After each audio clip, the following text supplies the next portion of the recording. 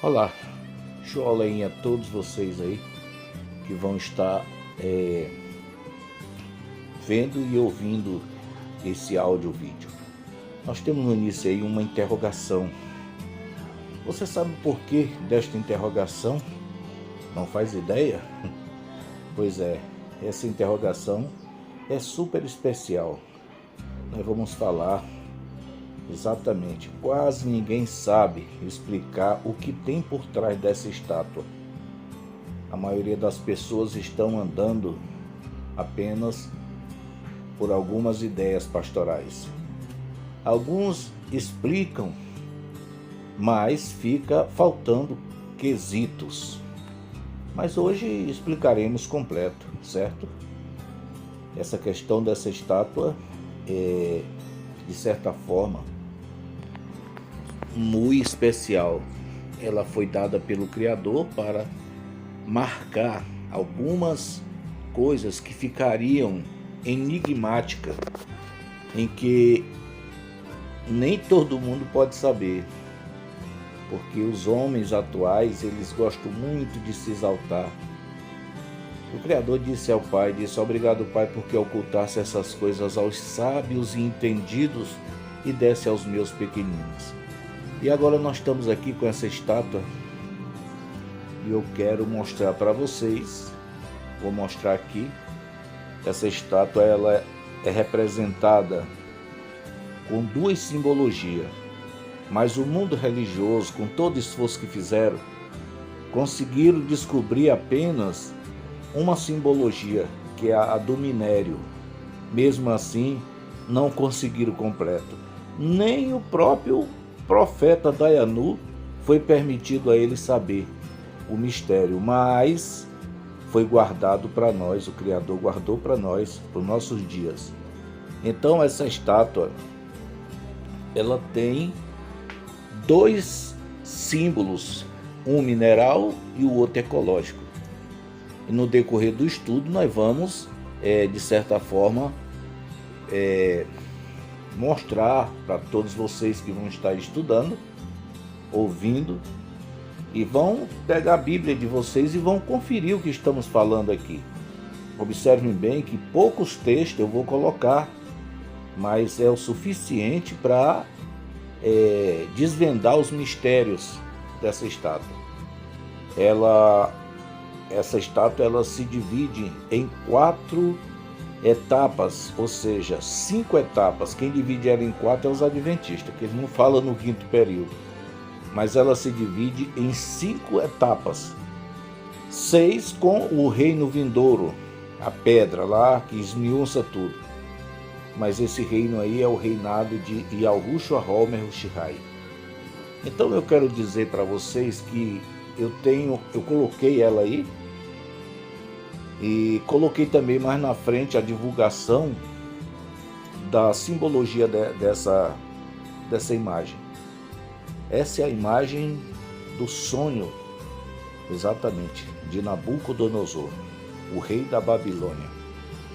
E eu quero dizer para vocês que ali tratava-se do primeiro império mundial, o maior rei que teve na história, né? Foi Nabucodonosor. Poderíamos dizer que esse rei vai ser salvo? Olha, essa é uma pendência do Criador, ele que sabe. Mas eu acredito que sim. Esse rei, ele era duro. Ele não brincava, não. No tempo dele a coisa era cruel.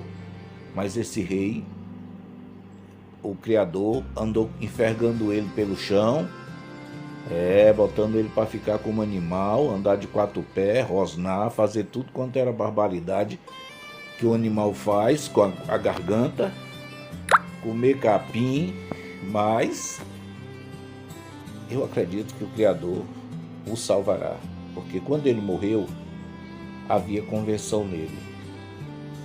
E eu digo para vocês, não é prazer no Criador que o perverso morra. Antes ele diz, por que morrer, ó casa de Elchorô? Então vamos ver aqui, que eu vou divulgar para vocês agora a simbologia, a primeira simbologia No período de Nabucodonosor, nós estamos vendo aí, né? Que essa história começa no livro de Daniel, capítulo 2, sobre o sonho de Nabucodonosor. Ele sonhou com essa grande estátua e ela tinha exatamente a cabeça de ouro. Por que a cabeça de ouro? A cabeça de ouro simboliza exatamente o que simboliza? O pessoal diz que a cabeça de ouro simboliza Babilônia. Mas eu vou dizer uma coisa para vocês e vou iniciar logo dizendo: não é, o ouro não simbolizava o reino de Babilônia, mas simbolizava exatamente algo que o povo não sabe. O lastro monetário do período de Babilônia, vamos esclarecer agora, era ouro. Toda moeda era no valor do ouro. Tudo quanto era dinheiro valia ouro. Tá? Esse é o símbolo que as pessoas não sabem explicar, porque esse símbolo é lastro monetário. Durante o período do governo de Nabucodonosor, tudo naquele reinado era preço de ouro. Tá? Mas o que era que simbolizava a Babilônia, meu irmão? Bom, aqui nós falamos de um reino mineral. Vamos falar do reino que simbolizava a Babilônia. O que foi que ele viu? Um leão, e esse leão tinha duas asas.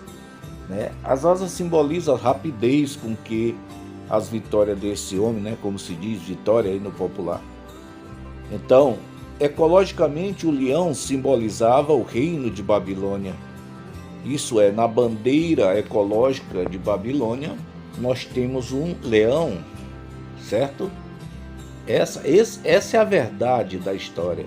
São dois reinos, um reino mineral e o outro reino animal. Tá? Então, se houver uma reunião ecológica, nós vamos ter na bandeira ali, naquela reunião, se assim, quem é o povo de Babilônia representado por quem? Por um leão, tá? Não é pelo ouro, não. Pelo um leão. O leão simboliza o reinado de Babilônia.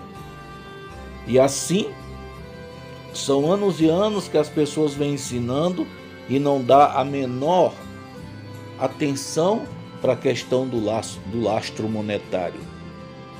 E sendo assim, ninguém fala de lastro monetário, porque as pessoas não sabem disso. Ninguém falou disso. É um mistério. Mas eu digo para vocês que cada reinado, ele tem exatamente o símbolo mineral, o símbolo do reino mineral e o símbolo ecológico, que é o que simboliza aquele período, tá? Aquele império. São exatamente o que? 4 impérios. Tá? E nós vamos falar deles aqui tudinho, explicando para vocês, tem data, tem tudo. Devido estar pequenininho aqui, não está dando para minha vista, mas esse reinado foi de 538, se não me engano. Tá? Então nós vamos para outro reinado agora, que é chamado os Medos e Persas. Tá? Esse reinado foi na mão do rei Dario. E como é o nome do outro rei? Toda vez eu me banano com esse rei. Era 2 reis, tá certo? Então esses 2 reis comandaram o próximo reinado, Império da Pérsia, Dario e Ciro, até que voltou, tá? Dario e Ciro, esses 2 reis comandaram a Pérsia. Eles foram os vencedores do exército de Nabucodonosor. E o reinado dele, o valor aquisitivo, tá, era a prata. Isso quer dizer, o lastro monetário do império dos Medos e Persas era prata, não era o ouro, era prata. Aí está se explicando o porquê da estátua ter exatamente a cabeça de ouro, o peito, os braços com o peito de prata, porque a Pérsia, o valor da moeda dela era prata, digamos um grau abaixo, né? E assim, comandada por 2 reis, o rei Dario e o rei Ciro. Esses dois reis, eles tinham exatamente uns generais, que é o que é representado aí também, as costelas na boca do urso, né? O urso, vamos lá, o urso é o animal que simboliza a Pérsia. Esse animal, se nós falarmos de uma reunião ecológica, nós vamos falar de um urso na bandeira da Pérsia. Tá? Onde tiver uma reunião ecológica, ali o brasão que vai estar naquela bandeira ecológica é o urso. Esse animal é exatamente originado na Pérsia. E assim consecutivamente. E o lastro monetário, com certeza, era a prata. Tá bom?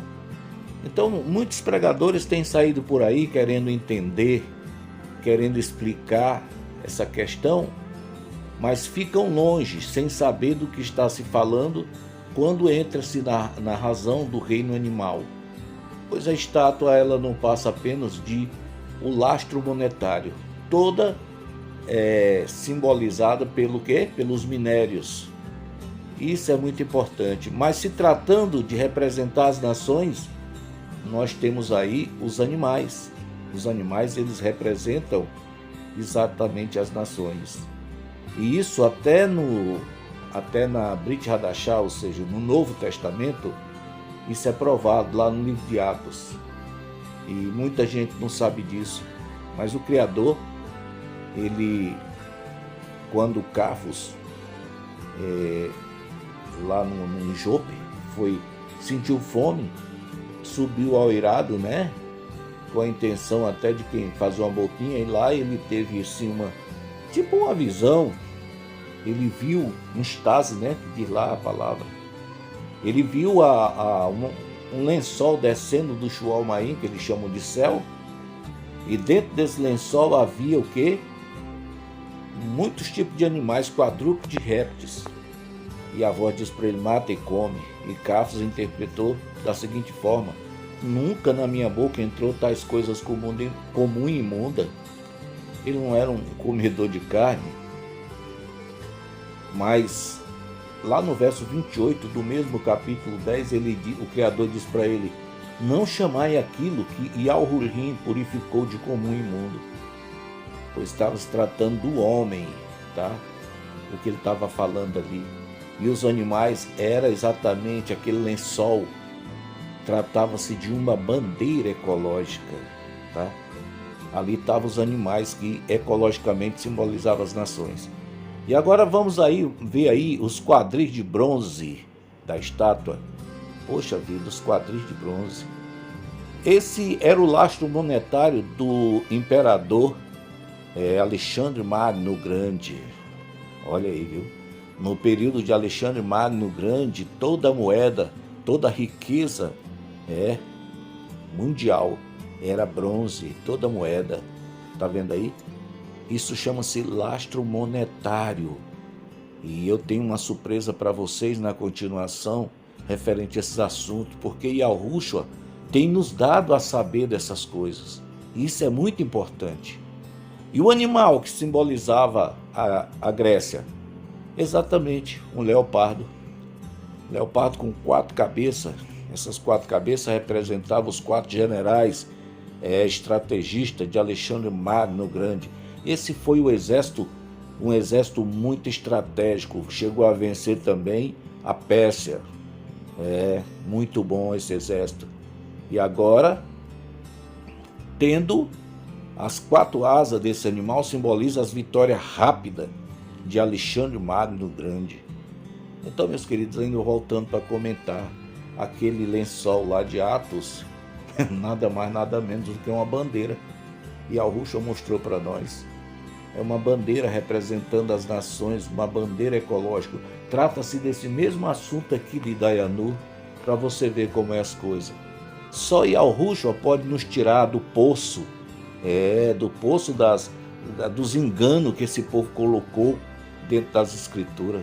Esse povo evangélico aí, eles chegam a dizer descaradamente, coitados, de fazer pena. Não, irmão, foi liberado tudo para se comer, tá lá no livro de Atos. Vê lá para você ver. tá lá mandando o apóstolo. Que é apóstolo? Coisa nenhuma, tá? Apóstolo é uma palavra grega. O discípulo, Cafos, nunca foi Pedro também. Então ali tá mandando, irmão, ele tá mandando. Ali é o Espírito Santo. Que Espírito? Espírito é de demônio, rapaz. Tá? E santo vem de Satanás. Tá mandando comer, meu irmão. Tá mandando comer de tudo. Lá diz que tinha de tudo. Réptil, tudo. Réptil é cobra, sapo e outros mais. Pode comer de tudo aí, ó. Tá mandando. É, queridos. Mas tratava apenas de uma bandeira. Tá? Cada animal simbolizando suas nações. Então eu quero dizer para vocês aqui o seguinte. Agora vem aqui exatamente o quarto período. Esse aqui é um império pesado.